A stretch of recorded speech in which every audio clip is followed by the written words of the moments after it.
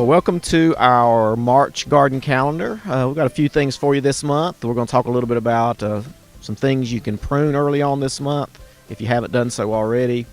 We're going to talk a little bit about fertilizing your lawn if you haven't done that. Also about some things you can get started in your garden this month. So it's going to warm up. We're going to be able to get out there in the garden and in the yard finally and get some things done. And there are several signs of spring. It's been a pretty cool, long winter, it seems like, but I think spring is finally here. And one example right here beside me is a yellow blooming dogwood. You can see it in bloom. It's a cornice moss. There's a lot of other signs out there, different trees and buds, some spring flowers and some bulbs coming up. A lot of signs. So we'll show you a couple of those now as we get started.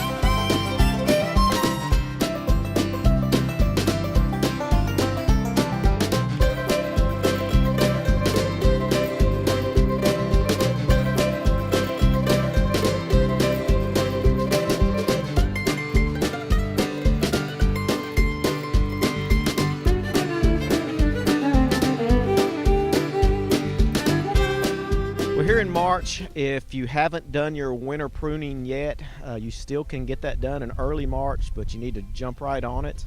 All deciduous trees and shrubs typically are pruned in February or even the first week or so of March. And here we are with some blackberries. We're going to show you blackberries and blueberries that haven't been pruned yet. Here we are, the very 1st of March, and we're going to do a little pruning on these blackberries. The very old dead canes, we'll need to prune those out completely at ground level. The fruiting canes, which have been here for over a year, we're going to trim the laterals back on those to 12 to 14 inches, the laterals on the fruiting canes.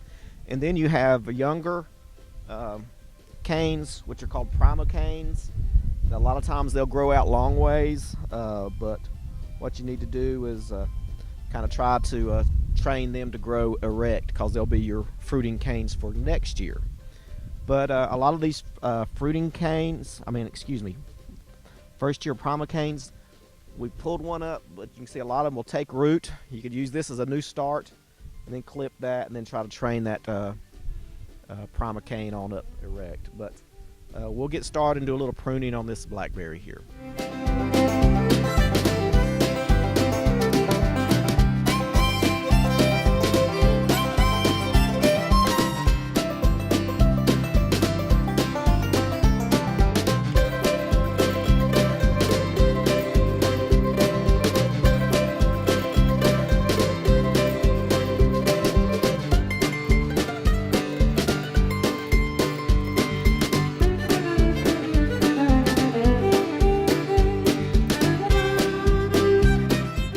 Well, it's going to talk a little bit about pruning blueberries. These blueberries are kind of examples of what will happen if they've basically been left for many years. They've not been pruned very much, hardly at all. The roots have been allowed to run out. You can see new blueberry plants down here on the side, and way in the back there's one that's about 2 or 3 feet out from the main plant. So you can dig those up and have new starts for new blueberry plants. But what you really want to shoot for in a blueberry is 6 or 7 good fruiting branches coming up from the ground. The older wood doesn't give as much fruit, so you need to cut about 20% of your old wood out each year. And leave several lateral branching up here, kind of open at the top, narrow at the bottom. But prune out several of your laterals down near the bottom, but leave quite a bit up top. So we'll do a little bit of pruning here on this one, but really need to dig this one up over here on the far side and move it to another plant, and the other one in the back too. You might get actually 2 or 3 new starts out of these that have sprouted up around this main bush here.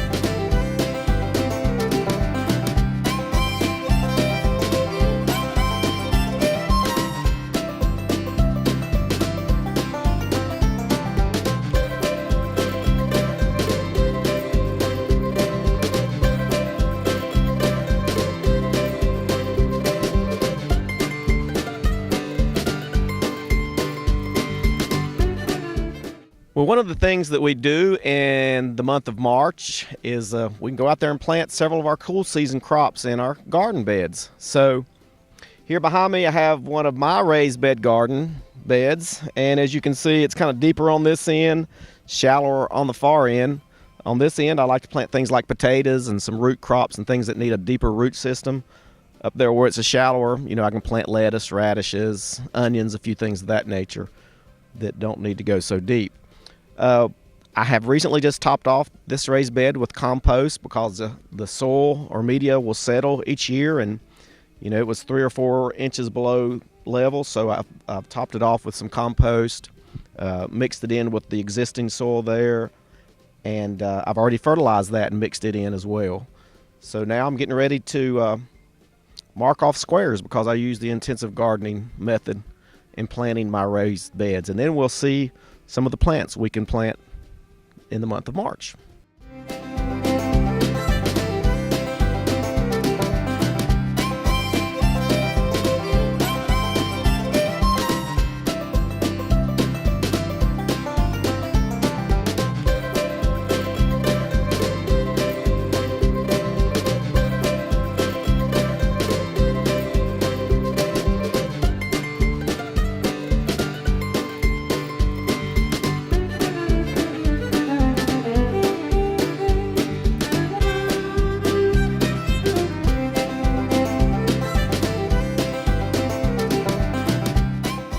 Okay, one thing I can plant in late February, early March is potatoes, and you can see we have seed potatoes here with little eyes popping out, and you'll need to cut these up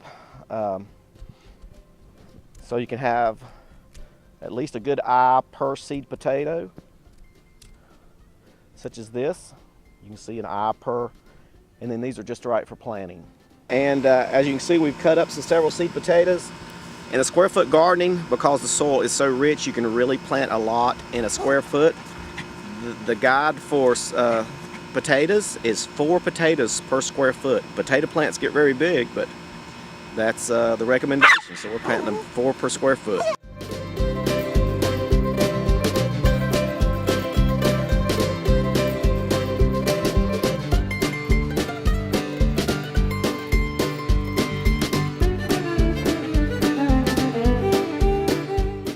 Okay, what I'm going to do now is plant some broccoli, cauliflower, onion sets, and some lettuce. And we're going to put these down here on this end of the bed.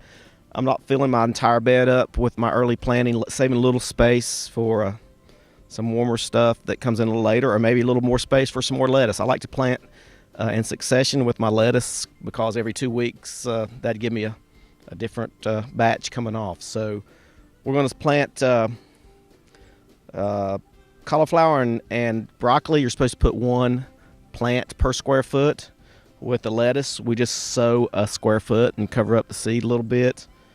And I've got 4 different mixes. I'm going to sow a square foot for each. And then onion sets, you can put up to 16 onion plants per square foot. You can really pack the onions in there. So we're going to go ahead and get started with these.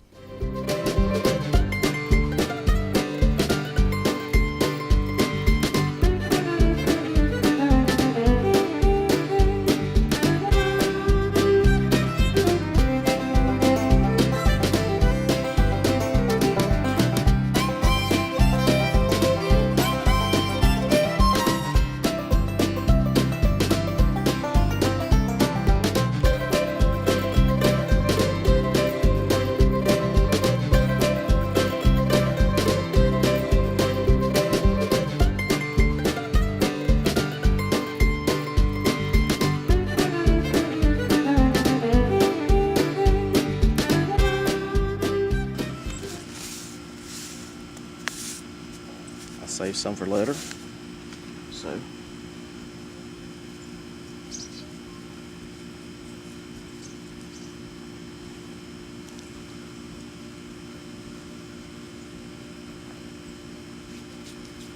and I kind of mix it in a little bit. Some people maybe use a hand rake, something else. I'll mix it in, then I pat it down. Okay, one thing I did want to point out is we do have a very good brochure at the office. It's called a quick reference planting guide for vegetable crops, and it lists all of the vegetables you could imagine for your garden, some suggested varieties, the suggested planting date for that vegetable, the distance between plants in a normal traditional row setting, planting depth, approximate number of seeds per ounce, and days to maturity. So this is an excellent guide. I keep one at home with all my garden items, and I refer to it on a regular basis. It's really good for knowing what to plant, looking at some varieties, and how deep to plant them. So quick reference guide. It's at our extension office. We have several right on hand as you walk in the door, or there is a website, but it's a little complicated to get to. But if you want to dig around, go to alexanderextension.com and then click on the lawn and garden link, and you may be able to get to it. Okay, well, March is a great time to plant a lot of small fruits, blackberries, raspberries, grapes, blueberries, fruit trees such as this cherry or these apples behind me, even strawberries. So if you can get hold of those items, actually the extension office is having their small fruit plant sale on March 14th. They may even have a few things left over after that, or if you still hadn't got your order in, call us. But March is a great time to plant these things. If you wait too much longer, it'll be too warm, too dry. So if you plan on getting some of those things in the ground, now's the time to do it. Okay, as we go into March, there's a lot of things you can do in the garden.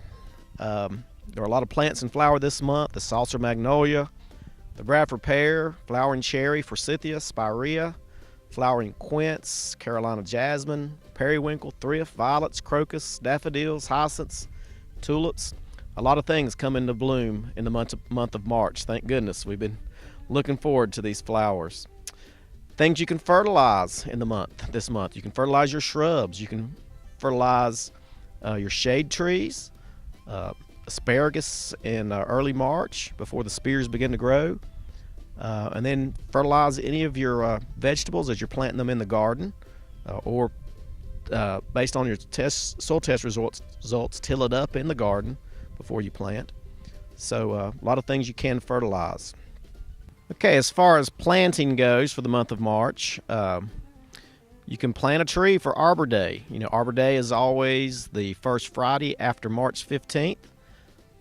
So plant a tree for that. You can plant your small fruit plants and vines, grapevines, fruit trees. All of that can be planted in March. A lot of those we're selling through our small fruit plant sale. New shrubs and ground covers can be divided and planted in March. Also, you can plant seeds for some of your perennials like columbine, hollyhock, coreopsis, daisy, phlox, sweet williams, and a lot of these. Go ahead and plant the seeds for those this month. Also, of course, plant a lot of the vegetable crops, which we've covered today. Vegetables, a lot of your cool season vegetables planted this month. Okay, pruning. Things that you can prune are your fruit trees. Prune your spring flowering plants that have spring flowers this month after the flowers fade. Prune your roses late in March. Prune shrubs like abelia, mahonia, nandina this month if needed. Pick off the faded flowers off of pansies and daffodils, and pansies will flower longer if you go ahead and remove those old flowers. Things for spraying. You may need to spray a little bit on a few things. Start your rose spray program prior to bud break this month. You can spray your apple and pear trees with a streptomycin spray for fire blight to prevent that from occurring. And that pretty much covers it for sprays in the month of March. Okay, let's talk a little bit about lawn care for the month of March. Cool season lawns such as this, if not fertilized already, need to be fertilized with 10-10-10 or some multiple blend fertilizer. Also, we need to look at when as the temperatures warm up and grass begins to grow, Mow the grass, keep it at 3 to 4 inches, no shorter than that, but mow it down to that height.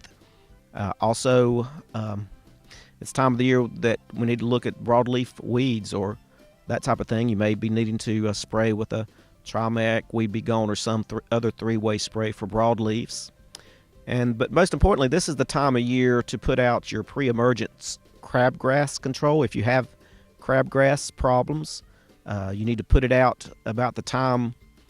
Now would be fine, but forsythias, when they bloom, it's usually a reminder to put out your crabgrass control. Crabgrass germinates when the soil temperature is about 55 degrees, and that's usually when the dogwoods bloom. So when that soil temperature averages 55, like I say, is when the dogwoods bloom. So that may be too late. You got to get it out before then. So anytime now, if you see the forsythias blooming, put it out then. It needs to be water activated by rain or from a water hose, whatever. And then when those crabgrass seedlings germinate, come up through the ground, they're killed by that pre-emergent herbicide. The life of that is only 7 to 8 weeks, so if you have a bad crabgrass problem, 7 to 8 weeks later, you'll need to put out another dosage of that. There's a lot of different pre-emerge crabgrass controls out there, Dimension, Pendulum, various other ones, but now's the time to get that out there. Okay, a couple other specific chores for the month of March. As we're getting into the gardening season, the big full swing season, you need to check out your garden supplies like fertilizers, lime, any sprays, or any amendments, things of that nature that you usually keep on hand. Make sure you have adequate supplies as we're going into the garden season. Also, your garden equipment. You need to make sure everything is functioning properly, whether it's tillers, mowers, rakes, hand pruners, sprayers, whatever it might be, weed trimmers, whatever. It's going to be time to use them this month or next at the latest, so make sure all of those things are in good working order. And then also, as things are starting to break out from the ground, a lot of your perennials, a lot of your things of that nature, peonies, hollyhock, your pampas grasses, any of that, you need to cut all the old growth back to get ready for that new luscious green growth that's getting ready to sprout. So clean up all of those old type of plants as we're starting to get some warm days to get out here and work on them. And then finally, if you're still needing some strawberries, blueberries, we have our extension plant sale. Pickup date is March 15th.